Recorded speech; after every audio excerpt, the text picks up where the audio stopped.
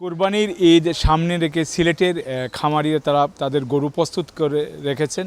আমরা এই মুহূর্তে সিলেট নগরে একটি খামারে আছি। এখানে বিভিন্ন ধরনের প্রায় শতাধিক গরু আছে। এর মধ্যে ব্যতিক্রম হচ্ছে সিলেটে তার এই খামারে আছে একটি গরুর নাম, গরুর খামারি যিনি মালিক আছেন এই খামারে, তিনি এই গরুটির নাম রেখেছেন মিস্টার সিলেট। আমরা এই খামারের বর্তমান কি অবস্থা এবং এই গরুর যে বিশাল আকৃতির গরুটির নাম মিস্টার সিলেট রাখার কারণটি কি, সেই কারণ সম্বন্ধে জানবো।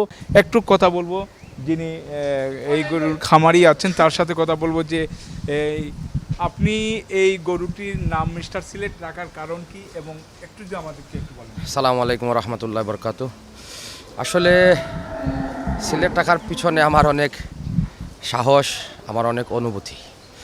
আমি প্রতিবারের ন্যায় দেখি যে ঢাকার এই গরুটার নাম অমুক, বরিশালের এই গরুটার নাম অমুক। একটা গরু যখন পরিচিতি লাভ পায় তখন একটা জেলা বা বিভাগের নাম পরিচিতি লাভ পায়। তখন আমার মাথায় চিন্তা আসলো যে এই গরুটা আমার ফার্মের, আমার দেখা সিলেটের সবচেয়ে বড় গরু।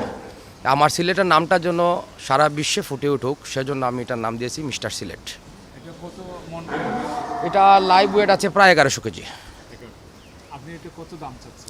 আমি দাম চাচ্ছি 12 লক্ষ টাকা। আপনার এখানে কত টাকা মোট গরু আছে? আমার ফার্মে মূলত হলো ডেইরি ফার্ম।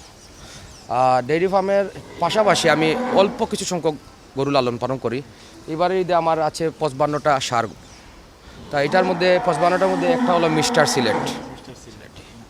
গতবার কতটা আপনি বিক্রি করেছিলেন? গতবার আমি তুলেছিলাম 70টা গরু, যার মধ্যে আমি 62টা বিক্রি করতে পারি। গরুর খাদ্যের জন্যই তো মাংসের দামটা বৃদ্ধি পায়। যখন আমরা একটা প্রজেক্ট, যেমন কুরবানির প্রজেক্ট 2 মাস 3 মাসের একটা প্রজেক্ট নিয়ে যখন, বা 6 মাসের একটা প্রজেক্ট নিয়ে যখন শুরু করি, তখন দেখা যায় যে খাদ্যের দাম যেটা 1400-1500 থাকতো, সেটা ডিসেম্বর মাস থেকে 1800 থেকে 2500 পর্যন্ত হয়ে যায়। এখনও বর্তমানে বাজারে ভুসির রেট ধরেন 2000 থেকে 1900 টাকার মতো, কিন্তু কুরবানি ঈদের পরের দিন থেকে এই ভুসির রেটটা চলে আসবে 1400 টাকায় মাত্র। তখন 500 টাকার একটা ব্যবধান থাকে।